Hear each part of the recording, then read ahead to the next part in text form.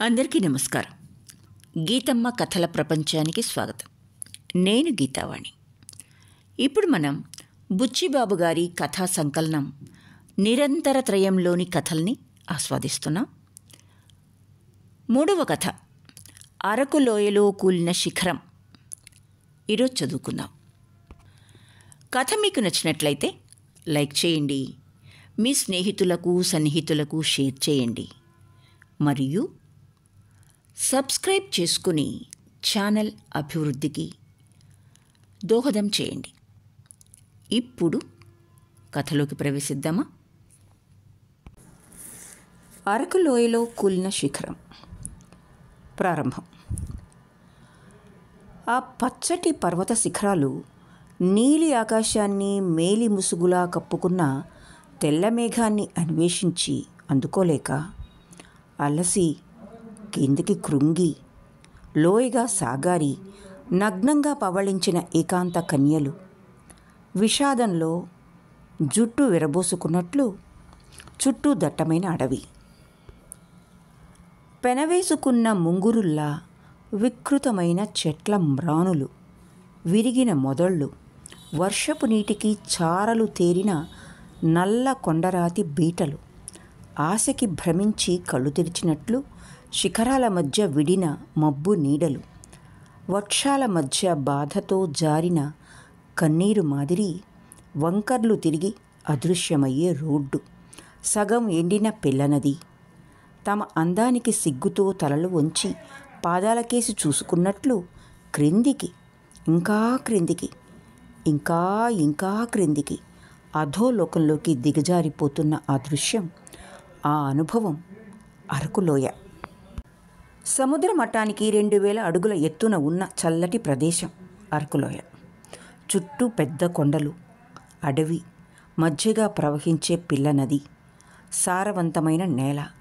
సుందరమైన ఆ దృశ్యాలు విశాఖపట్నం నుండి మాచ్ఖండ్ జల విద్యుత్ కేంద్రానికి వెళ్ళే యాత్రికుల్ని ఆకర్షించాయి. ఇక్కడ వ్యవసాయం సాగించి విద్యుత్ సహాయంతో ఒక మహాపట్టణాన్ని నిర్మించాలని పథకాలున్నాయి. మలేరియాని అరికట్టాలి, వస్తువులు ఏర్పాటు చేయాలి, కాలువలు తవ్వాలి, ఇక్కడ స్థిరపడిపోవటానికి సిద్ధపడ్డ వ్యక్తులు కావాలి. మాచ్ఖండ్ నుండి విద్యుత్ ఈ లోయగుండా నడిపి ఒక నాగరికత నెలకొల్పాలని ఎందరెందరో కలలుగంటున్నారు. కానీ కార్యానికి పూనుకున్నవారు లేరు. అది నిర్మానుష్యమైన అడవి ప్రాంతం. కొద్దిమంది కొండజాతి వాళ్ళు అక్కడక్కడా కనబడి క్షణంలో మాయమవుతారు. సృష్టి ఆదిలో అలా ఉండేదేమో అనిపిస్తుంది. చెట్లు, మనుషులు, కొండలు, మేఘాలు, మృగాలు అన్నింటికీ ఒకే చైతన్యం. నాగరికతలో మరణించి చరిత్ర గతంలో జనించడం లాంటిది అరకులోయ సహవాసం. అందుచేత ప్రస్తుతం అందరి దృష్టి మాచ్ఖండ్పై మరలింది. మాచ్ఖండ్ నది జలపాతం సహాయంతో పెద్ద జల విద్యుత్ కేంద్రం నిర్మాణమవుతుంది. అది పూర్తి అయిన తర్వాత అరకు లోయ వలస స్థాపన. అది పూర్తి చేసే పని మీద మాచ్ఖండ్ వెళ్తున్న ఇంజనీరు వర్మ పట్టా పొందిన తర్వాత 1-2 ఏళ్ళు ఇంజనీరింగ్ కాలేజీలో లెక్చరర్గా పనిచేసి స్కాలర్షిప్ మీద మాంచెస్టర్లో పై చదువు పూర్తి చేసి పెద్ద డిగ్రీ పొంది రాగానే మాచ్ఖండ్ నిర్మాణ శాఖ వారికి సలహాదారుగా నియమించారు. ఇదే అతను ప్రథమంగా మాచ్ఖండ్ రావడం. తను ముందుగా వెళ్ళి బంగళా అది ఏర్పాట్లు చేసిన తర్వాత సామాన్లు, సిబ్బందితో ఆ మరుసటి దినం అతని భార్య రావడానికి ఏర్పాటు చేసుకుని ప్రయాణమై చక్కా వచ్చాడు. స్టేషన్లో దిగగానే ఆశాభంగమైంది. మాచ్ఖండ్ అధికారులు తన కోసం పంపుతామన్న వ్యాగన్ పంపలేదు. గుమస్తా సోమయ్యని మాత్రం ఆహ్వానానికి స్టేషన్కి పంపారు. సోమయ్య మాచ్ఖండ్ ఉద్యోగైన విశాఖపట్నం రవాణా బ్రాంచ్లో పనిచేస్తున్నాడు. వ్యాగన్ ఎందుకు రాలేదో అతనికి తెలియదు. దోవలో చెడిపోయిందేమో, వర్మగారి ఉత్తరం వారికి సమయానికి చేరలేదేమో. తన పలుకుబడితో ఒక జీప్ సంపాదించాడు. ఉదయం 6 గంటలకి కొండ రోడ్డు మార్గాన 130 మైళ్ళ జీప్ ప్రయాణం సాగించారు. వర్మ ఇంగ్లండ్లో పై చదువు పూర్తి చేసిన వ్యక్తి అంటే నమ్మటానికి వీలుగా కనబడతాడు. డబుల్ బ్రెస్ట్ కోటు, టై, ఆకుపచ్చ కళ్ళజోడు, సిగరెట్ టిన్, లెదర్ కేస్, ఈ వ్యక్తి పాపం జీప్లో ప్రయాణం చేయాల్సి వచ్చింది అనుకున్నాడు సోమయ్య. వెనక సీట్లో సాధారణ పంచకట్టు, ముతక చొక్క, పైన కండువ. సోమయ్య వాలకం చూస్తే చాలా అల్పుడైన ఉద్యోగిలా ఉన్నాడు. అతన్నేనా ఆహ్వానానికి మార్చికండి అధికారులు పంపవలసింది? వెళ్ళగానే అడగాలి. ఇంకా నయం, భార్య స్నేహలత తనతో వచ్చింది కాదు. ఇదంతా చూసి ఏమనుకున్నావు? 4-5 బంట్రోతులు, 2 కార్లు, పెద్ద పెద్ద ఉద్యోగులు రైలు దిగగానే సిద్ధంగా ఉంటారని వర్మ ఊహించుకున్నాడు. కాసేపు కోపగించుకున్నాడు. ప్రమాదకరమైన మలుపులు, జీప్ ముందు ప్రాణం కోసం పరిగెడుతున్న కుందేలు, వింజామరలు వీస్తున్న చెట్ల కొమ్మలు, గార్డ్ ఆఫ్ ఆనర్ ఇచ్చి సెల్యూట్ చేసి నిలిచిపోయిన రాతి బండలు. వీటిని గమనించనే లేదు వర్మ. మలుపులో సూర్యకిరణం కత్తిలా పొడిచింది. చెట్ల ఆకుల నుంచి జారుతున్న మంచు కణాలు ఇంద్రధనస్సులా విరిగి 1000 కత్తుల వెలుగుతో బద్ధకించిన చూపుని చీలుస్తున్నాయి. వర్మ కోపం దిగమింగుకున్నాడు. దేశానికి స్వాతంత్రం వచ్చిన తర్వాత జరిగిన మార్పుకి అది చిహ్నం. అది చిహ్నం అనుకోకూడదు. వెనకటి వంగి సలాములు, జోహార్లు, బందోబస్తు, పటాటోపం తనిప్పుడు ఆశించకూడదు. ప్రజల్లో నూతన వికాసం, వ్యక్తిత్వం, స్వతంత్ర జిజ్ఞాస ప్రబలినాయి. కొండ దిగుతున్నారు. కింద ఆకుపచ్చ చీర కొంగు విప్పి పరున్న లోయ పచ్చ జోడులోంచి మరింత పచ్చగా కనబడుతోంది. ఎండకి కొండలు విరిగిపడినట్లు అదృశ్యమవుతున్నాయి. ముందుకు పడిపోకుండా గట్టిగా పట్టుకున్నాడు. గుప్పున చెమట వాసన వేసింది. డ్రైవరు స్నానం చేసినట్టు లేదు. కోటు విప్పాడు, టై వదులు చేశాడు. జీపు నిలిపి సోమయ్యని ముందుకు పంపి తను వెనక సీట్లో కూర్చున్నాడు. 80 మైళ్ళ ప్రయాణంతో వర్మ అలసిపోయాడు. జీప్ కూడా అలసిపోయింది, కదలటం లేదు. ఏదో చెడింది. Driver repairing సాగించాడు. అరకులోయలో యాత్రికుల బంగళా ఇంకా 6 మైళ్ళుంది. మార్చ్కండ్ నుంచి ఏదైనా వ్యాగన్ రావచ్చు, మరో ప్యాసింజర్ బస్ తగలొచ్చు. కాసేపు ఆ చెట్టు కింద విశ్రాంతి తీసుకుందాం అన్నాడు సోమయ్య. వర్మ ఫ్లాస్క్లో టీ కాస్త పోసుకొని తాగాడు. సిగరెట్ ముట్టించాడు. చల్లగా గాలి వీస్తున్నా అతని ఒళ్ళంతా వేడెక్కింది. చుట్టూ చూశాడు. అన్ని గుట్టలు, పొదలు, పెనవేసుకున్న చెట్లు, ఆ రాళ్ల మధ్య కింద దూరంగా కొలను. బైనాకులర్స్ తీశాడు. అవును, నీళ్ళే.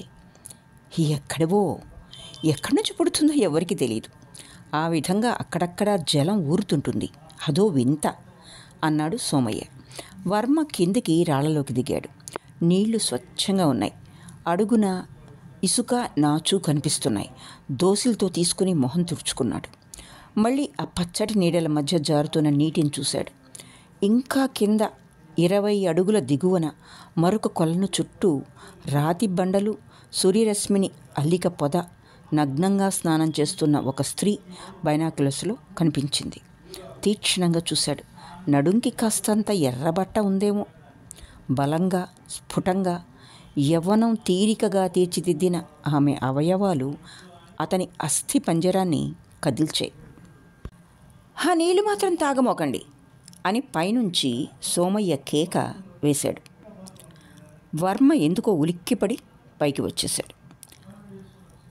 నీళ్లు మంచివి కావంటారండి అన్నాడు సోమయ్య. ఒక రాతి మీద దులుపుకొని కారు సీటు తల కింద పెట్టుకొని వెన్ను వాల్చాడు వర్మ. ఈ ప్రాంతంలో మనుషులెవరూ ఉండరా? ఉండకేమండి, కొండజాతి వాళ్ళు, మందులాళ్ళు అక్కడక్కడా ముసులుతూనే ఉంటారు. కొందరేమో మార్చికెండ్ పోయి కూలి చేసుకుంటారండి. ఇక్కడేమి ఇళ్ళు కనబడవే? వాళ్ళకి ఇల్లెందుకండి, కొండ గుహల్లోనూ చెట్ల కింద తిరుగుతూ ఉంటారండి అన్నాడు సోమయ్య ఆవులింతని ఆపుకుంటూ. మరి భుక్తి ఏదో పండించుకుంటారండి. వేటాడి మాంసం, తేనె తీయటం, మూలికలు అమ్మటం అట్లాగే గడుపుకుంటారండి. సోమయ్య ఆవులింతల్ని ఆపలేకపోతున్నాడు. తను జీప్లోకి వెళ్ళి కన్ను మూసుకున్నాడు. మళ్ళీ బైనాకులర్స్తో కిందకు చూశాడు వర్మ. స్నానం చేస్తున్న స్త్రీ లేదు. 4 మూలలా చూశాడు, ఎక్కడా కనపడలేదు. పాశ్చాత్య శిల్పకళలో తప్ప అతనెప్పుడు అలాంటి శరీర సౌందర్యాన్ని చూడలేదు. మనవారి ఆచారాలు, బట్టకట్టు, అలవాట్లు సహజ సౌందర్యాన్ని వికసించనీయకుండా చేస్తాయని వర్మ ఊహ. పాశ్చాత్య స్త్రీల శరీరాలు కొంత మెరుగు. పొదల మధ్య కాళ్ళు నీళ్లలో మరుగుపడి పూర్తిగా కనపడని అవయవాలతో ఇందాక తను చూసిన స్త్రీ వీనస్ డిమైలో శిల్పంలాగా ఉంది. ఛాయ మామూలు నలుపే, మొహం సరిగ్గా కనబడలేదు. కానీ ఆ బలమైన అవయవాలు, స్థిరపడిన కండరాలు, యుగయుగాల రాపిడికి కూడా చెదరని, రాతి చెక్కడానికి మళ్ళీ దేనికి లెక్క చెయ్యని ఆ రొమ్ములు, ఇసుకలో తలదూర్చి సృష్టి సౌందర్యం భరించలేక ఏడవాలనిపించే ఆ మూర్తి వర్మని ఒక సహజమైన పురుషుణ్ణిగా మార్చాయి. ఏవేవో వింత భావాలు, విపరీతమైన పులకరింత. అతను స్పృశించలేని సత్యానికి మళ్ళీ ఊహలో బంధించబడాల్సిందే. సోమయ్య డ్రైవరు అటుపోతున్న ఎడ్లబండిని నిలిపి దానికి జీపును కట్టి మళ్ళీ ప్రయాణం సాగించారు. బంగళాకి చేరుకునేటప్పటికీ 1 గంట అయింది. వారి కోసం మార్చికండ్లో బయలుదేరిన వ్యాగన్ అక్కడ నిలిచింది. 2 వ్యక్తులు మందహాసం చేశారు. ఒక ఆయన ముందుకొచ్చి నమస్కారం చేసి ఒక చీటీ ఇచ్చాడు వర్మకి. 2వ వ్యక్తి దూరంగా నిలబడి తల పంకించాడు. అతడు నమస్కారం చేయనందుకు వర్మ విసుక్కున్నాడు. చీటీ చదువుకున్నాడు. వ్యాగన్ ఎందుకు సకాలానికి పంపలేకపోయారో తెలిపి మార్చికండ్ బంగళా మన్నాడు కానీ ఖాళీ అవదు గనక అంతవరకు అరకులోయ బంగళాలో ఉండవలసిందని అధికారులు కోరుతూ వ్రాసి పంపిన ఉత్తరం అది. వర్మకి పూర్తిగా కోపం వచ్చేసింది. కానీ ఎవ్వరి మీద ఎలా ప్రకటించాలో అతనికి ఇంకా తెలియటం లేదు. నాకు మీ వ్యాగన్ అక్కర్లేదు. రేపు ఉదయం స్టేషన్కి వెళ్ళి సరిగ్గా 10ంటికి అమ్మగారిని, సామాన్లు తీసుకురండి. మీతో సోమయ్య కూడా వస్తాడు. ఇక్కడేమైనా భోజనం దొరుకుతుందా అన్నాడు వర్మ. క్యారియర్ తెచ్చామండి అన్నాడు చీటీ తెచ్చిన వ్యక్తి, తమ్మయ్య. సామాన్లు వర్మ బంగళాలో ప్రవేశించారు. దూరంగా వ్యవసాయ శాఖ వారి 1-2 ఇళ్ళు, టీ దుకాణం తప్ప మనిషి అలజడలేదు. కోటు జోళ్ళు విప్పి వర్మ భోజనానికని బల దగ్గరకు వచ్చాడు. విప్పి అన్నీ సిద్ధం చేసి ఉంచారు. కానీ క్యారియర్లో అన్నం మాత్రం లేదు. వర్మ ఒళ్ళు మండిపోయింది. ఏమిటిదని గర్జించాడు. కోతులు ఎత్తికెళ్ళినాయి కాబోనండి అన్నాడు తమ్మయ్య చేతులు నలుపుకుంటూ. మీ ఏర్పాట్లు బాగున్నాయి. మార్చికండ్లో పనులు సాగడం లేదంటే ఆశ్చర్యమే ఉంది. మీ బోటిగాళ్ళందరూ పూనుకున్నప్పుడు ఆ వెటకారానికి దూరంగా గేటు దగ్గర నిలబడ్డ వ్యక్తి నవ్వాడు. అక్కడక్కడ చిరిగిన లాల్చి, 4 రోజులు కత్తి తగలని గడ్డం, ఖద్దరు పైజమా, చేతిలో 2 అడుగుల పొడుగు గల టెలిస్కోప్, దీనంగా నిశ్చలంగా చూసే కళ్ళు. అది అతని ఆకారం. నవ్వుకుంటూ వెళ్ళాడు ఆ వ్యక్తి. వర్మ టీ కోసం ఫ్లాస్క్ బోర్లించాడు. బుట్టలో ఉన్న బ్రెడ్ తీసుకుని కొయ్యకుండానే తినడం సాగించాడు. మాసిన గడ్డం వ్యక్తి అరగంటలో ఓ కుర్రాడి నెత్తిన అరటిపళ్ళు, ఓ సోడాకాయలో నీళ్లు, మరొక సోడాకాయలో టీ పెట్టించి తీసుకొచ్చాడు. ఇవన్నీ వర్మకి అందజేయమని తమ్మయ్యతో చెప్పి వెళ్ళిపోయాడు. అందరూ తలో వైపుకు వెళ్ళారు. సోడా కుర్రాడు గంగడ తప్ప. వాడు మండువాల పడుకున్నాడు. వర్మ పడుకుని లేచేటప్పటికి 3 గంటలు దాటింది. గంగణ్ణి లేపి నీళ్లు తీసుకురమ్మన్నాడు. మొహం కడుక్కొని కొత్త బట్టలు వేసుకొని గంగణ్ణి వెనకాల సీట్లో కూర్చోమని వర్మ జీపు నడపటం సాగించాడు. టీ దుకాణంలో 2 టీ త్రాగి ప్రయాణం సాగించారు. మార్చికండి అటుగాదండి, ఇటండి. అది మీరిందాక వచ్చిందేనండి అన్నాడు గంగడు. నాకు తెలుసులేరా. నీరు ఉబికిన రాతి బండల దగ్గరకు వచ్చారు 15 గంటలు. జీపు ఆపు చేసి వర్మ రాళ్ల మధ్య నీళ్ళలోకి దిగి చూశాడు. ఎవరు లేరు. కొండపైకి చూశాడు. ఒక కొమ్మన ఆనుకొని గడ్డం పెరిగి లాల్చీ వేసుకున్న వ్యక్తి టెలిస్కోప్లోంచి చూస్తున్న దృశ్యం కనబడింది. బైనాక్యులర్స్లోంచి జాగ్రత్తగా చూశాడు. ఆ వ్యక్తికి గడ్డం లేదు. క్షౌరం చేసుకున్నాడు కాబోలు. అతనే, సందేహం లేదు. తనొచ్చిన పని మీదనే అతను వచ్చాడా? అతనెవరు? రోడ్డు మీదకి వచ్చాడు వర్మ. అదుగో ఆ రాయి మీద కూర్చున్న మనిషి ఎవర్రా అని అడిగాడు గంగణ్ణి. ఆరు సచ్చిదానందం గారండి. మేస్త్రీ కాబోలు, ఇక్కడే తిరుగుతుంటారండి. గొట్టంలోంచి చూస్తూ, అడుగో తమ్మయ్య, ఆయనకి తెలుసొద్దండి అని వారికేసి వస్తున్న వ్యక్తిని చూపించాడు. ఆ వచ్చిన వ్యక్తి తనకు చీటీ తెచ్చిన తమ్మయ్య. అతనొక మేస్త్రి. నమస్కారం పెట్టాడు. మీకేమన్నా పళ్ళు తెద్దామని బయలుదేరానండి. ఇక్కడ మంచి సపోటాలున్నాయి, అనాస కూడా ఉందంటారండి అని స్వాగతంగా చెప్తున్నాడు. మిమ్మల్ని కుటుంబం సామాన్తో గనుకొస్తే ఇక్కడ బంగ్లాలో ఈ రేత్రి గడిపి రేపు మార్చుకండి రమ్మన్నారండి. మీరొక్కరే గనకైతే ఈ పూటే రమ్మన్నారండి. ఎక్కడో అక్కడ సర్దుకోవచ్చునని వెళ్దామండి. ఈ పూట ఇక్కడే ఉంటాను. రేపు అమ్మగారు వచ్చిన తర్వాత అందరం కలిసే వెళ్దాం అన్నాడు వర్మ. జీప్లో ఎక్కమని సంజ్ఞ చేశాడు. తమ్మయ్య ఎక్కాడు. లోయలో బంగ్లా కేసి పోతున్నారు. నీతో ఇందాకొచ్చిన మరో వ్యక్తి ఎవరు అని అడిగాడు. సచ్చిదానందమని మా గొప్ప తెలివైన మనిషి అండి. డిగ్రీ చదువు లేవంట. పై పనులు చూస్తూ మేస్త్రీగానే జలఫుట్ డ్యామ్ కాడ ఉంచారండి. మ్యాపులు గీస్తాడు, సర్వే చేస్తాడు, ఏదో కొత్త కొత్తవి కనుక్కొని భలే చురుగ్గా పని సాగిస్తాడండి. ఇక్కడ ఇంజనీర్లందరూ ఎంచాతే పనులు చేయించుకుంటారండి. అది సరే, డిగ్రీ ఎందుకు లేదు? నాకు బాగా తెలవదండి. కాలేజీలో కొంతకాలం చదివినాడంట. మరి ఏం తిరకాసు వచ్చిందో పరీక్షకి వెళ్తానికి లేకుండా కాలేజీలోంచి పంపించి వేశారటండి అన్నాడు తమ్మయ్య. ఈ మాట వినగానే వర్మకి ఇదివరకు బాధిస్తున్న సందేహం తీరింది. సచ్చిదానందాన్ని కాలేజీలోంచి పంపించిన సంవత్సరమే అతను అక్కడ లెక్చరర్గా చేరాడు. వివరాలు జ్ఞాపకం లేవు. సచ్చిదానందం ల్యాబొరేటరీలోంచి 2,000 ఖరీదైన టెలిస్కోప్ని తీసుకుని పోయిందన్నాడన్న ఫిర్యాదు చేసి డబ్బు కట్టమన్నారు అధికారులు. నేరమూ ఒప్పుకోలేదు, డబ్బు కట్టలేదు. అందుచేత అతన్ని కాలేజీలోంచి పంపించేశారు. తరువాత ఏమయ్యాడో ఎవరికి తెలియదు. అతనికి తల్లిదండ్రులు లేరు. మేనమామ అతని వైనం అడుగుతూ ఎక్కడైనా కనిపిస్తాడేమా అని వెతుకుతుండేవాడు. ఇంట్లోంచి పరారీ అయి ఈ అడవిలో అవతరించాడన్నమాట. ఆనాడు దొంగిలించిన టెలిస్కోపు అదే కాబోలు. ఈ విషయాలన్నీ తెలిస్తే అతని మేస్త్రీ ఉద్యోగం ఉంటుందా? కానీ దాచకుండా అందరితోనూ చెప్పేశాడు. చిత్రం. నేరస్తుడి గర్వం, అహంభావం అట్లాంటివి కాబోలు. తనని గుర్తుపట్టాడా? తల పంకించాడు కానీ నమస్కారం చేయలేదు. ఎంత అహంభావం! బంగ్లా దగ్గరకు వచ్చాడు. 4 అయింది.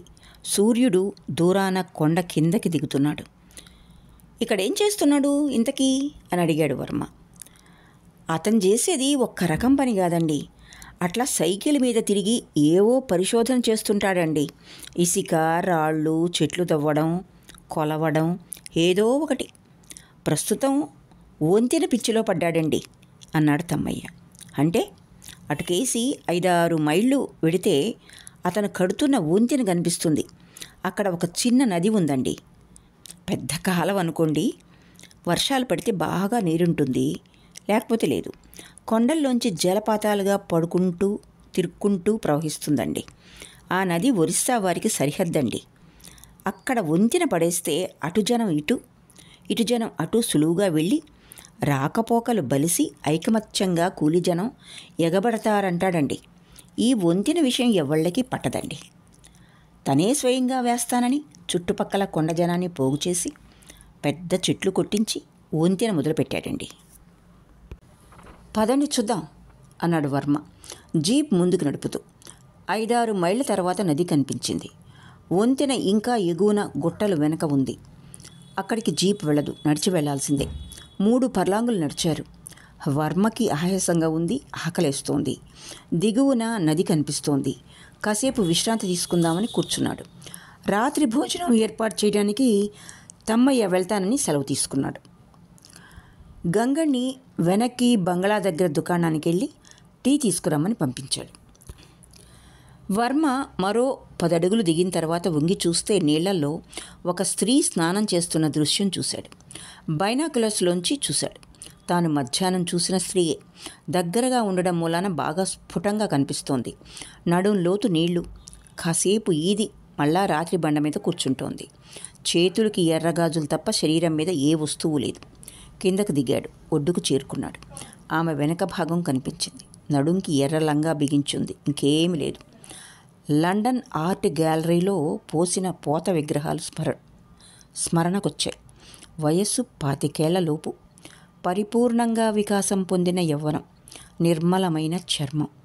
ఆ వంపులు, వయ్యారం, హుందాతనం అతన్ని ముగ్ధుని చేశాయి. అదొక రాతి విగ్రహం అయితే ఆ వర్షంపై తల పగలగొట్టుకోవాలనిపిస్తుంది. వెనక్కి తిరిగిందామె. భయంతో పదే పదే కళ్ళు చిట్లించింది. మూసుకున్నా తెరుచుకున్నట్లు కనబడే పెద్ద కళ్ళు. సృష్టి స్పృశించని యవ్వనం కళ్ళల్లో పళ్ళవరసలో మెరుస్తోంది. గోధుమ రంగు జుట్టు ఎండిన తుమ్మ చెట్ల ఆకులు పెనవేసుకుంటున్నట్లు నుదుటిని బిగించి చిక్కుపడి గుబురుగా లేచింది. 2 చేతులతో రొమ్ము కప్పుకొని బండ మీద కూర్చుంది. వర్మ మాట్లాడాడు. ఆ అమ్మాయికి అర్థం కాలేదు. పేరడిగాడు. లోతుందా? అడుగున బురద, ఇసుక? చలేస్తోందా? సమాధానం లేదు. నవ్వుతోంది. ఏవో ధ్వనులు చేస్తోంది. చేతులు తిప్పుతోంది. నిండైన వర్షం బలంతో పైకి నిట్టూర్చినప్పుడల్లా లేచి పడుతోంది. చందమామ కోసం లేచిన సముద్రంలో కెరటానికి మళ్ళీ 2 కొండల మధ్య లోయలాంటిది. అక్కడ నుదుటిని ఆనించి కన్ను మూస్తే శాంతి దొరుకుతుంది. తెలుగు, ఇంగ్లీషు, హిందీ అన్నీ యత్నించాడు. అర్థం కాలేదు. తను నీళ్లలోకి వెళ్ళి అతన్ని రమ్మని సంజ్ఞ చేసింది. అతను ఆమె కేసి తీక్షణంగా చూడలేకపోతున్నాడు. ఏ అవయవం చూడ్డం? నడుమ, మెడ, జుట్ట అలలుగా చెదిరిన నీళ్లలోంచి ప్రతిబింబించి కనబడని వక్షమా?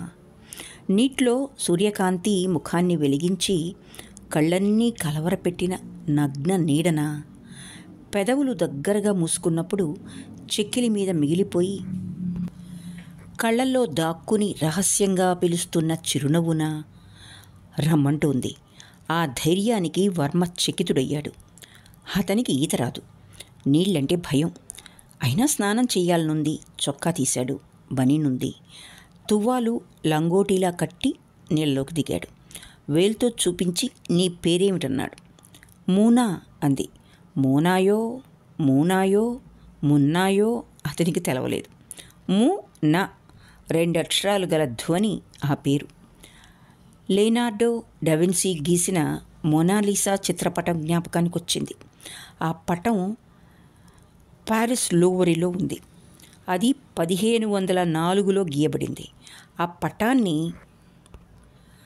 ఫ్రాన్స్ సిస్కోడి గాయో కొండ భార్య లీసాను చూసి వ్రాశాడు. వర్మ ఆ చిత్రం నకలుని ఇంగ్లాండ్లో కొన్నాడు. ఆ దృశ్యం అలాంటిదే. వెనకాల రాళ్ళు, కొండలు, యుగయుగాలుగా నిలిచిన కొండల ప్రాచీన బలం, స్థిరత్వం ఆమె శరీరానికి అమరత్వాన్ని ఆపాదించినట్లు. ఆమె ప్రకృతిలో ఒక సజీవ భాగం. చలనం లేని ఆ సౌందర్యాన్ని మనిషి దూరంగా ఆరాధించగలడు గాని తాకలేడు. స్వచ్ఛమైన కళతో పరిచయం పెరిగిన కొద్దీ యథార్థ సంఘటన కళారూపాన్ని పొంది స్వప్నంలాగా స్పృశించలేనిదవుతుంది. కళని కెలికితే కోటి తుంపరులుగా కదిలి కృషించి కృంగి వార్ధక్యంలో మృత్యువులో మిళితమై మరి కనబడదు. కానీ శరీరం ఉన్నంతసేపు తాకక తప్పదు. జీవిత రంగంలో ఈ పెనుగులాట తథ్యం. యథార్థ సౌందర్యాన్ని చూసి కలగంటాడా? కలలో చూసిన సౌందర్యాన్ని యథార్థ జీవితంలో చూసి తనది చేసుకుంటాడా? జీవితంపై ప్రభావం లేని కళకి ప్రయోజనం లేదు. ఆమె చెయ్యి పట్టుకుని 2 అడుగులు వేశాడు. ఆమె దూరంగా లోతుకు వెళ్ళింది. సంధ్యలో వెలిగిన నీళ్ల కాంతి వర్షం మీద పడి మృదువైన చర్మం వెనక రక్తాన్ని వెలిగించింది. అతను ముందుకు పడిపోయాడు. చేతులు ఆమె మెడ చుట్టూ పడ్డాయి. ముందుకు తోసేసింది. వెనక్కు పడ్డాడు. బండ మీద కూర్చున్నాడు. ఆమె కేసు చూస్తూ. వెనక్కి తిరిగింది. వేళ్లతో నీళ్లు చిమ్ముతోంది. వంగిన చెట్ల చిటారు కొమ్మల ఆకులు సంధ్య వెలుగులో ఎర్రగా మండుతూ, నీళ్లలో పడ్డ నీడలు పచ్చగా ఎర్రగా ఆమె శరీరాన్ని వెలిగిస్తున్నాయి. అది మరపురాని సౌందర్యానుభవం. సంధ్యని, వెన్నెలని, కొండ శిఖరాన్ని చూసి ఆనందించినట్లు, చూసి పొందిన ఆనందంతో తృప్తి పడకూడదు.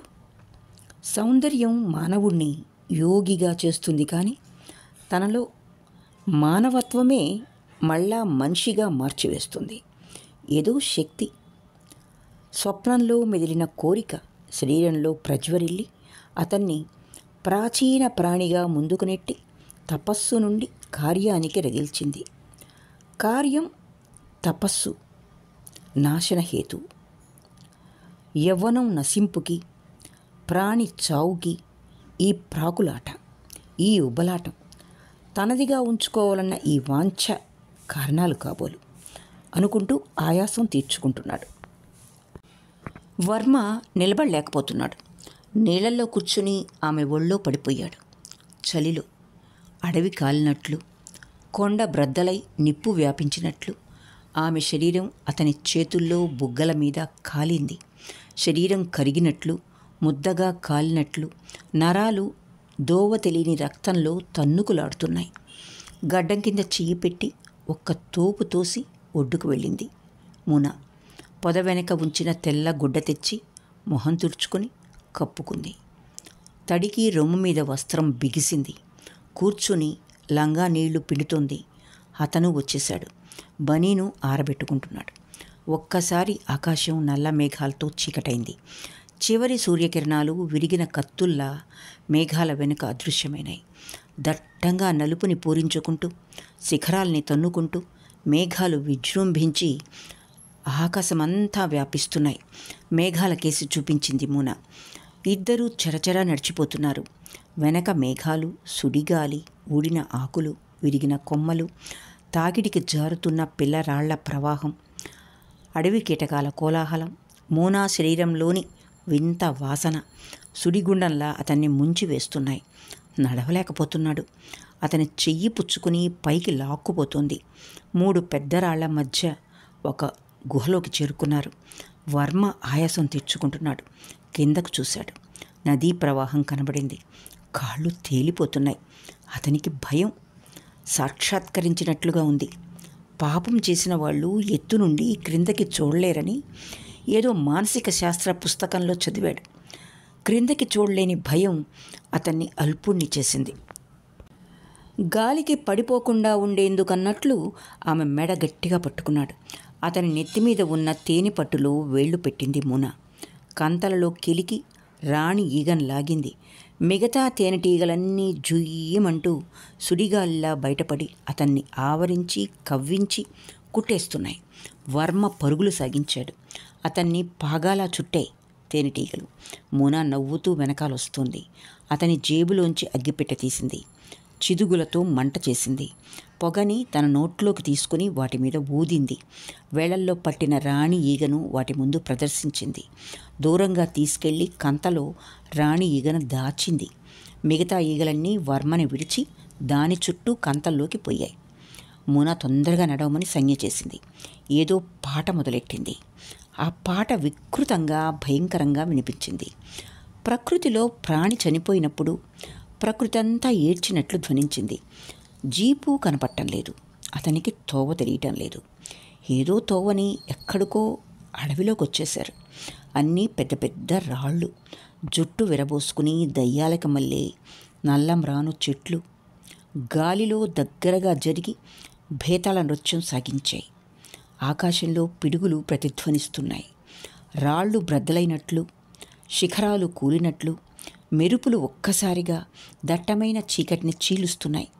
ప్రకృతి గాయపడి రక్తం కాలవలుగా ప్రవహిస్తున్నట్లు మెరుపులు, ఉరుములు వాళ్ళని తరుముతున్నాయి. ఇంకతను నడవలేడు. మరో గుహ, మరో మెరుపు, ఉరుము. అక్కడే వాలిపోయాడు. ఆమె భుజం మీద తెల్లగుడ్డ తీసి అతని తలని కప్పింది. క్షణంలో వర్షం ప్రారంభమైంది. రాతి బండల మధ్య వాళ్ళున్న స్థలం కాస్తంత పొడిగా ఉంది. బీటల్లోంచి వర్షం ధారలా పడుతోంది. దిక్కు తెలియకుండా ఆకాశంలో నిర్మాణమైన ముళ్ళ కర్మాగారంలోంచి పడినట్లు నలుదిక్కులా దుయ్యబడుతోంది. అతని తువ్వాలు ఆమె పైబట్ట రెండు వైపులా బీటల్లో బిగించి కట్టింది. అతని చేతులు కాళ్ళు అరచేతులతో వేడి కోసం రాస్తోంది.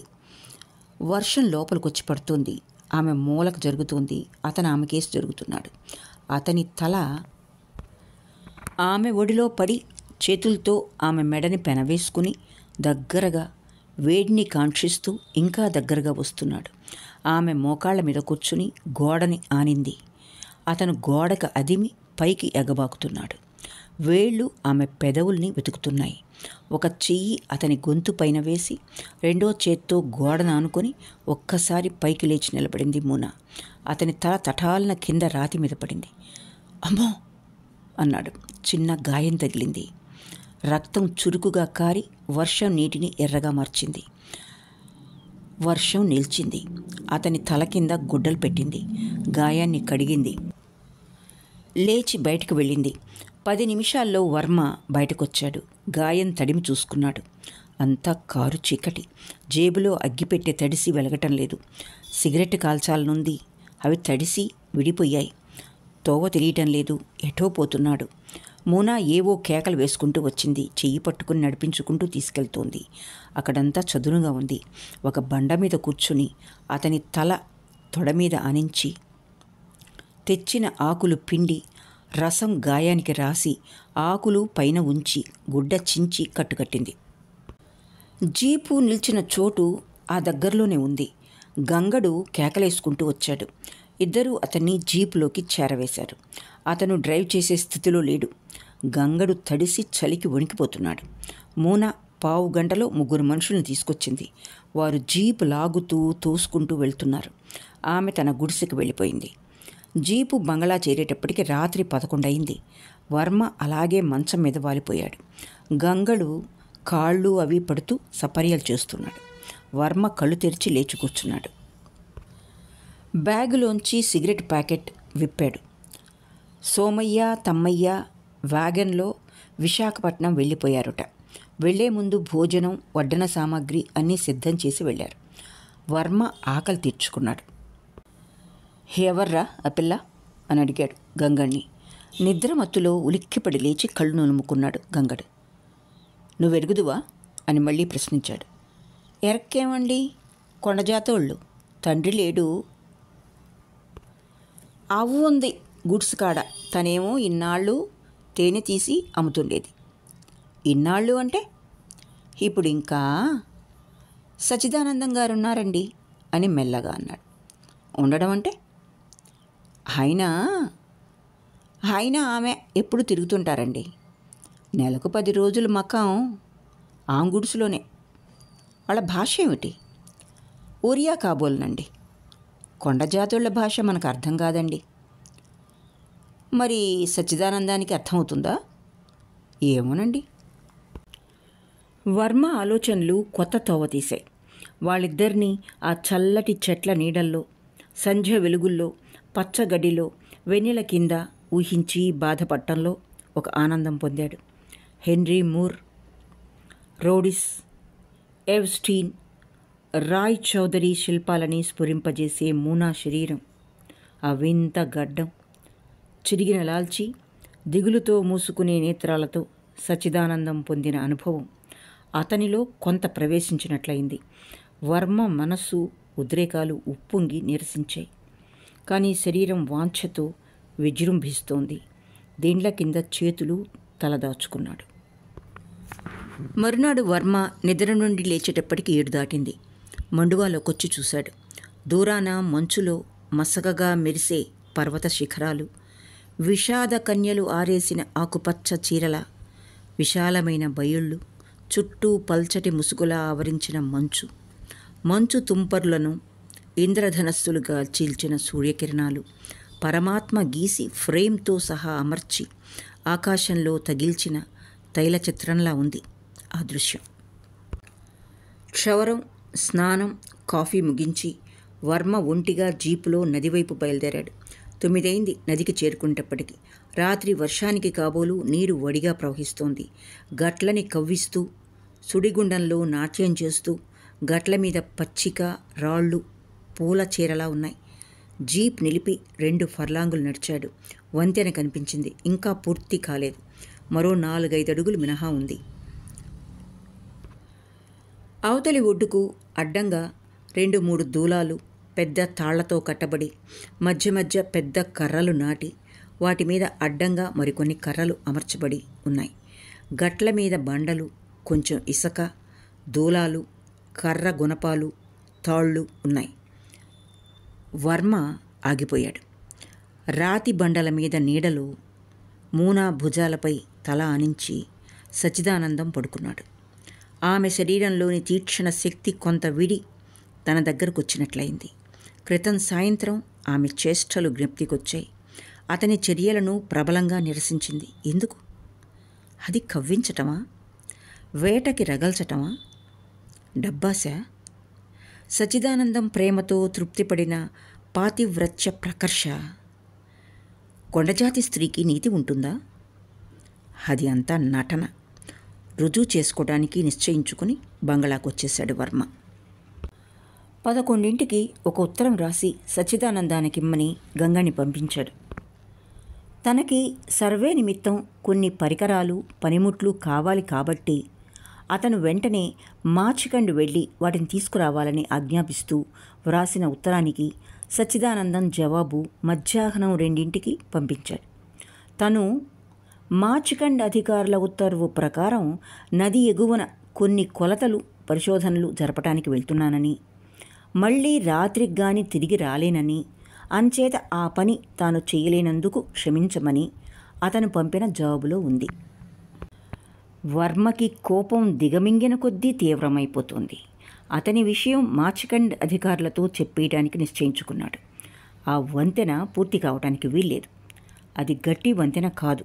10 మంది నడిస్తే కూలిపోతుంది. దానివల్ల ప్రాణ నష్టం కలుగుతుంది. దాన్ని పడగొట్టాలి. ఏవేవో భయంకరమైన ఆలోచనలు. కానీ నిజంగా అవి ఆలోచనలు కావని అతనికి తెలుసు. ఆలోచన నుండి ఇంద్రియాలు పారిపోతూ పడుతున్న తికమకలవి. ఊహ, ఆలోచన లేకుండా ఒక్క శరీరం వికసించి, వ్యాపించి స్థాయి పడటం ఎంత గొప్ప అనుభవం! ఊహ, ఆలోచన లేకుండా ఒక్క శరీరం వికసించి, వ్యాపించి స్థాయి పడటం ఎంత గొప్ప అనుభవం! అదే సమాధి, అదే నిర్వాణం. తను, తన నాగరికత కృత్రిమం. ఈ దుస్తులు, వేషం, ఈ భాష, భావాలు, ఆచారాలు, నియమాలు అన్నీ అసహజం. సహజమైన జీవితం కోసం ఎందరో యోగి పుంగవులు సంఘాన్ని త్యజించారు. కవులు ప్రకృతిలో ఏకాంతాన్ని కామించారు. Wordsworth, Shelley, Thoreau, Tolstoy, Whitman, Vemana అలా ఏకాంతంలో సజీవులైన వారే. దాన్ని వెతుకుతూ లారెన్స్ ఎన్నో దేశాలు తిరిగాడు. చలంగారి హంపి కన్యల అన్వేషణ, చిత్రకారులు వాంగో, గాగిన్ల లంకా ప్రవాసం, ఇవన్నీ ఆలోచన నుండి పారిపోవటానికి చేసిన ప్రయత్నాల ఫలితాలే. సచ్చిదానందం ఒకప్పుడు దొంగతనం చేశాడు. సంఘం నుండి పారిపోయాడు. ఈ అడవి ప్రదేశంలో దొంగెవరు, దొరెవరు? నిజాన్ని కొలిచే విలువల్లేవు. అబద్ధానికి వయస్సు లేదు. నియమాలు, ఆచారాలు, పాపపుణ్యాలు రాళ్లుగా, చెట్లుగా, నదులుగా చిరస్థాయిగా మారిపోయాయి. వాటికి వయస్సు లేదు, పరిణామం లేదు. అందులో ఒకడైపోయాడు.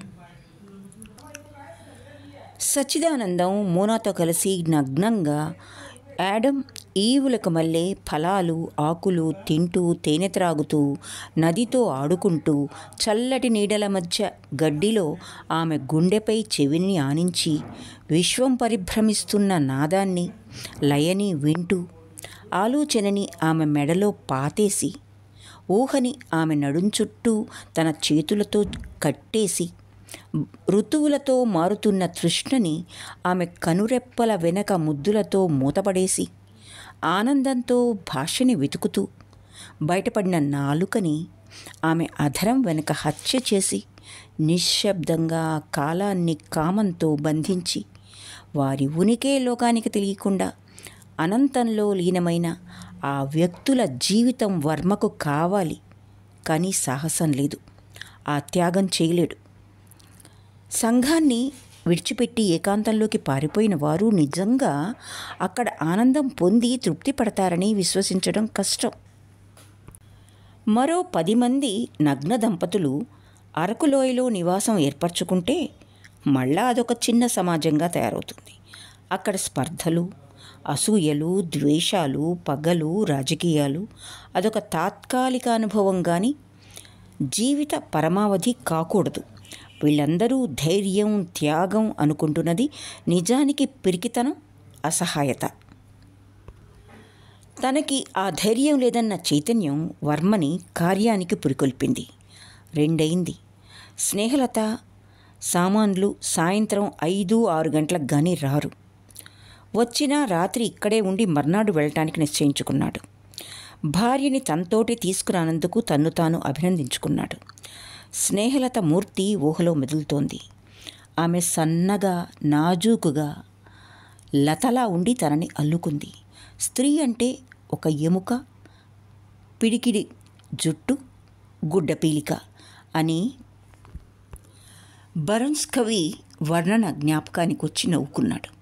అతని అరచేతి కింద గట్టిగా తగిలిన ఆమె భుజాల ఎముకలు స్మరణకొచ్చాయి. గ్రహణం నాడు ఆమెతో సముద్ర స్నానానికి వెళ్ళిన ఘట్టం అతను మర్చిపోడు. నీళ్ళలోకి దిగగానే ఆ పల్చటి ఆకుపచ్చ చీర ఆమె తడిసిన శరీరాన్ని జంకించి వేసి అల్పమైన అవయవాల్ని ప్రదర్శించింది. నీటికి లొంగ చుట్టుకుని జుట్టంతా పిడికిట్లో అమరేటట్లుగా ఉంది. నీటి బిందువులు భుజాల ఎముక వల్ల ఏర్పడిన వంపులో నిలిచిపోయాయి. జూలు కత్తిరించిన గుర్రంలా, రెక్కలూడిన పక్షిలా, ఎండిన కాలవలా ఎలాగో అయిపోయింది. నడుంలోతు నీళ్లే. పెద్ద కెరటం అతన్ని లోపలికి గెంటింది. చెయ్యి పైకెత్తి పట్టుకోమని సంజ్ఞలు చేస్తున్నాడు. ఆమె గమనించలేదు. తను ఇసుకలోకి వెళ్ళింది. కూసం విడిచిన పాముల మరో కెరటం ముందుకు తోసింది. తను బయటపడ్డాడు. చీకట్లో అర్ధరాత్రి 5th అవెన్యూ పరిమళంలో వారు చేసుకున్న ప్రేమ ప్రమాణాల విలువ ఎంతటిదో అతనికి తెలిసొచ్చింది. అతనికి నీళ్ళంటే ఎంత భయమో ఆమెతో నిజం చెప్పడం కూడా అంత భయం. ఆ రాత్రి కూడా సిగరెట్ పొగ వదులుతూ మళ్ళీ ప్రమాణాలు. తెచ్చిపెట్టుకున్న ఉద్రేకంలోని పల్చటి కన్నీరంతా అందమైన భ్రమ. 3 అయింది. అప్రయత్నంగా జీప్ వద్దకు నడిచి వెళ్ళాడు. లోపలికి ఎక్కాడు. అతని ఊహలో వెన్నెల నక్షత్రాలు కదులుతున్నాయి. నక్షత్రాలకేసి టెలిస్కోప్లోంచి చూస్తున్న సచ్చిదానందం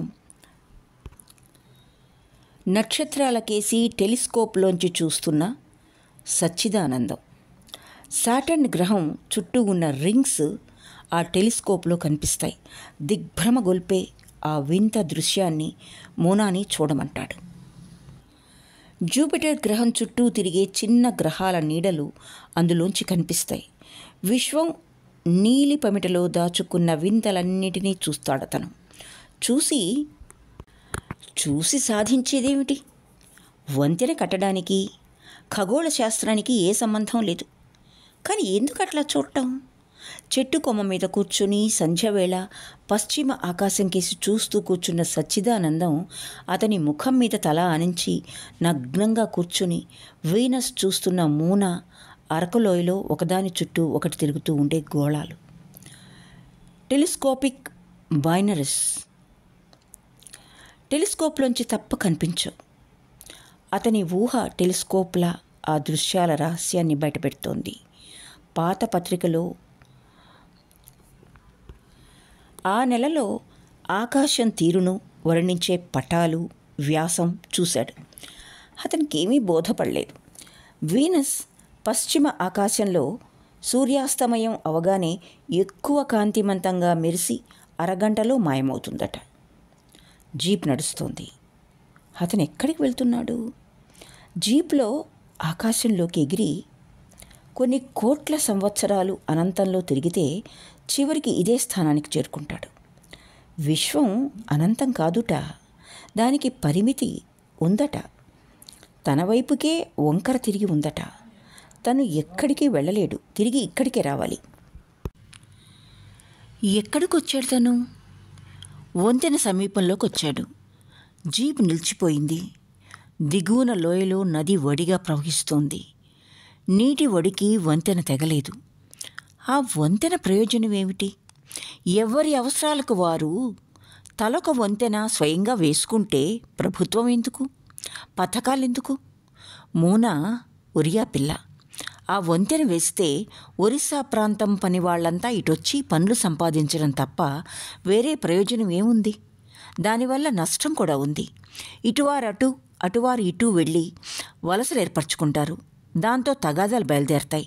అంతేకాదు, ఒక్కసారిగా దాని మీద ఒక 50 మంది నడిచారో అది కూలి అంతా నీటి పాలవుతారు, ప్రాణ నష్టం కలుగుతుంది. వంతెన చెరువలో కొండ మీదికి వచ్చేశాడు వర్మ. కాస్త దూరంలో మరో ఎత్తు కొండ ఉంది. దాని శిఖరానికి తిన్నగా దిగువన వంతెన ఉంది. అతనికి ఒక భావం స్ఫురించింది. గబగబా ఆ కొండ మీదికి వెళ్ళాడు. 4 అయింది. నలువైపులా చూశాడు. ఎవ్వరూ జనం లేరు. కొండ మీద పెద్ద పెద్ద బండలు ఒరిగి కదిపితే జారే కోణాల మీద నిలబడున్నాయి. 7-8 పెద్దవి చిన్నవి కనిపించాయి. ఒకదాన్ని కదిపి చూశాడు.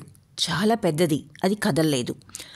దాని ముందుగా కొంచెం ఎత్తున 4-5 చిన్న బండలున్నాయి. ఇంగ్లీషు సినిమాలలో దృశ్యాలు జ్ఞప్తికొచ్చాయి. నాజూకు నాగరికత, సహజమైన శక్తుల్ని, కసిని, ఉద్రేకాన్ని మరుగుపరుస్తున్నాయి. కానీ ఆ ప్రచండ శక్తులు ఎప్పుడో ఒకప్పుడు బయటపడక మానవు. అసలు అందుకే యుద్ధాలు. ప్రజల్లో దాగిన తృష్ణ, కసి, పగ, పోటీ పడటం మొదలైనవి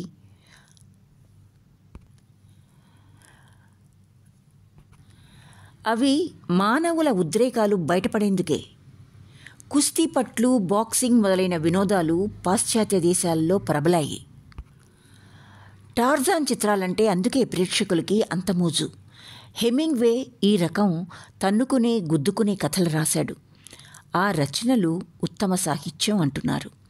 లారెన్స్ నవలల్లో నాయికా నాయకులు తిట్టుకుంటారు, తన్నుకుంటారు, హింసించుకుంటారు, రక్తంతో వినోదిస్తారు.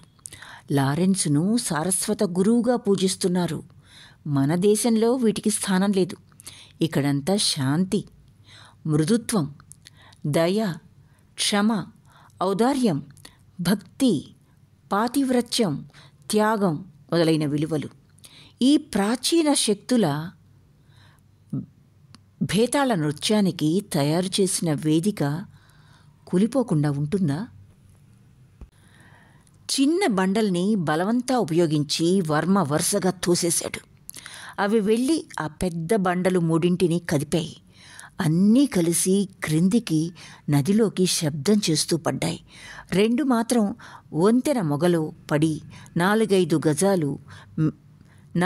గజాల మేర వంతెన కర్రల్ని కూల్చివేశాయి. ప్రకృతి హృదయం పగిలినట్లు పెద్ద శబ్దం. మరుక్షణం ప్రకృతి ఆశ్చర్యంతో ఊపిరి బిగబట్టినట్లు నిశ్శబ్దం. ఆ నిశ్శబ్దాన్ని చీల్చుకుని ఒక స్త్రీ కంఠం వినబడింది. మూనా పాడుతున్న వికృతమైన విషాద కంఠం అది. ముచ్చెమట్లు పూసేశాయి. అగ్గిపుల్లని నోట్లో పెట్టుకుని సిగరెట్టుని అగ్గిపుల్లగా రాస్తున్నాడు. ఆ కంఠం వల్లకాటిలో వేసిన కేక ప్రతిధ్వనిలా ధ్వనించింది. తనని రమ్మంటోంది. వెళ్తున్నాడు కిందికి, ఇంకా క్రిందికి. ఆ కంఠం వైపు దిగుతున్నాడు. పాట దగ్గరకొచ్చింది. ఎదురుగా మూన. గడ్డిపూలు 2 చేతులకు గాజులుగా అమర్చింది. ఎర్ర పూలు చిక్కు జుట్టులో బిగించింది. ఎర్రటి పరికిణి నిండా చిరుగులు, అతుకులు. నవ్వింది. వర్మ సిగరెట్ పైకి తీశాడు. నీళ్లల్లో కాళ్ళు పెట్టి ఒడ్డున కూర్చుంది. ఏదో అంటోంది. నీళ్లల్లోకి రమ్మనే. నీళ్లు బురదగా వడిగా ఉన్నాయి. అతను దిగదలుచుకోలేదు. సిగరెట్ ముట్టించాడు. అతను వదిలిన పొగను తను ఊదుతూ పీలుస్తోంది. పర్సులోంచి 10 రూపాయల నోట్ తీశాడు. ఆమె కళ్ళు సంతోషంతో మెరిశాయి. దగ్గరగా చూడటానికి వంగింది. భుజం మీది గుడ్డ జారినప్పుడు సంధ్య వెలుగులో రొమ్ముల నీడలు గుండ్రంగా రాతి బండ మీద పడుతున్నాయి. 2 చేతులు ఆమె భుజాన ఉంచాడు. క్రిందికి జారుతున్న అతని వేళ్లను తొలగించి తన చేతులతో బిగించి అతన్ని లేవదీసింది. నోటు తీసుకుని పరికిణీలో మడిచింది. వర్మకి ధైర్యం పెరిగింది. లేచాడు. ఆమె నడుస్తూ ఉంది. తను నడుస్తున్నాడు. పరిగెడుతూ ఉంది. తను పరిగెడుతున్నాడు. సంధ్య పడమటి ఆకాశంలో కరిగి ఊహగా మారుతోంది. నీడలు పట్టం లేదు. సన్నటి చందమామ నీటిలో ప్రతిబింబించడం లేదు. చందమామ ప్రక్క ఒక నక్షత్రం, పడమటి ఆకాశంలో మరో నక్షత్రం కనబడుతున్నాయి. వంతెన దగ్గరకు వచ్చేశారు. ఆమె వంతెన మీదకు నడిచింది. అతన్ని రమ్మంది. వచ్చాడు. క్రింద నీటి వడికి తన తల తిరుగుతోంది. అతన్ని పట్టుకుంది. మెడ చుట్టూ చేతులు వేసి దగ్గరకు లాక్కుని బుగ్గలు గడ్డం గిల్లుతూ లోతుగా కళ్ళల్లోకి చూసి విరగబడి నవ్వింది. ఏదో అంటోంది. వర్మ శరీరం పట్టు తప్పి ఉద్రేకంతో ఊగిపోతోంది. ఆమెను గట్టిగా కౌగిలించుకున్నాడు. అతని పెదవులు ఆమె మొహాన్ని తడుముతున్నాయి. గుండె మీద గుప్పిడి బిగించి ఒక్క ఊపుతో ముందుకు తోసేసింది. వర్మ నీళ్లల్లో పడి కొట్టుకుపోతున్నాడు. కేకలు వేస్తూ మునుగుతూ తేలుతూ చెయ్యి పైకి విసిరివేస్తూ కొట్టుకుపోతున్నాడు. కేకలు తగ్గాయి. నీళ్లు మింగుతూ శబ్దాలు చేస్తున్నాడు. 10 అడుగులు, 15 అడుగులు, 20 వెళ్ళిపోతున్నాడు. ఒడ్డునున్న ఏదో రాతి బండ కాసేపు కాలికి తగిలి నిలబడినా పట్టు దొరక్క మళ్ళీ కొట్టుకుపోతున్నాడు. 30-40 అడుగులు వెళ్ళిపోతున్నాడు. చేతులు నీళ్లపైకి రావడం తగ్గుతోంది. శబ్దం సన్నగిలుతోంది. నది మలుపులో ఒడ్డున వచ్చిన సచ్చిదానందం చూశాడు. సైకిల్ చెట్టు కానించి లాల్చీ తీసేసి డ్రాయర్తో చేతిలో టెలిస్కోప్తో సహా నీళ్ళలోకి దూకేశాడు. టెలిస్కోప్ వర్మ చేతికి తగిలి దాన్ని గట్టిగా 2 చేతులతో పట్టుకున్నాడు. సచ్చిదానందం టెలిస్కోప్ పట్టు వదలకుండా ఒక చేత్తో వర్మ మొహాన్ని పైకి నెట్టుతూ ఒడ్డుకు చేరవేశాడు. సంధ్య కరిగి చీకటి అలుముకుంటోంది. ఒడ్డున పడిన వర్మకి ప్రథమ చికిత్స చేశాడు. నీళ్లు తాగేసరికి వర్మ నిస్త్రాణగా కళ్ళు మూసుకుని పడుకున్నాడు. ఒడ్డున పొదల వెనక కీటకాలు చెలరేగాయి. అడవి కూసినట్లుగా మందమైన ఆకులు రాలుతున్నాయి. సచ్చిదానందం ఒళ్ళు క్షణంలో ఆరిపోయింది. వెనక్కి చూశాడు. మూనా దూరంగా నిలబడి ఉంది. ఆమె కేసి నడిచాడు. అతని విడిచిన దుస్తులు ఆమె దగ్గరున్నాయి. ఒడ్డున కూర్చున్నాడు. మూనా తల తుడుస్తోంది. కణతలు నొక్కుతోంది. లంగా సర్దుకోవటంలో నోటు బయటపడింది. అతనికిచ్చింది. ఏదో మాట్లాడింది. అతను బట్టలు వేసుకున్నాడు. ఆమె సైకిల్ తీసుకుని నడుస్తోంది. అతను మెల్లగా నడుస్తూ టెలిస్కోప్లోంచి చూస్తున్నాడు. పశ్చిమ ఆకాశంలో ఎరుపు చిక్కనై నలుపైంది. వీనస్ పెద్దగా మెరుస్తోంది. భూమి అంచు నిశీధి ముసుగులా కమ్మేసింది. వర్మ దగ్గరకు చేరుకున్నారు. అతని పంట్లాం జేబులో పర్సు తీసి అందులో నోటు పెట్టి ఆ జేబులోనే ఉంచాడు. మళ్ళీ నడుస్తున్నాడు. రోడ్డు మీదకి వచ్చేశాడు. దూరంగా అతనికేసి ఒక వ్యాగన్ వస్తోంది. సంజ్ఞలతో దాన్ని నిలిపాడు. అందులోంచి సోమయ్య దిగాడు. అతని వెనకాల వర్మ భార్య స్నేహలత దిగింది. చలికి కాబోలు ఆమె కొంగుని జుట్టు మీద చెవుల మీద కప్పుకుంది.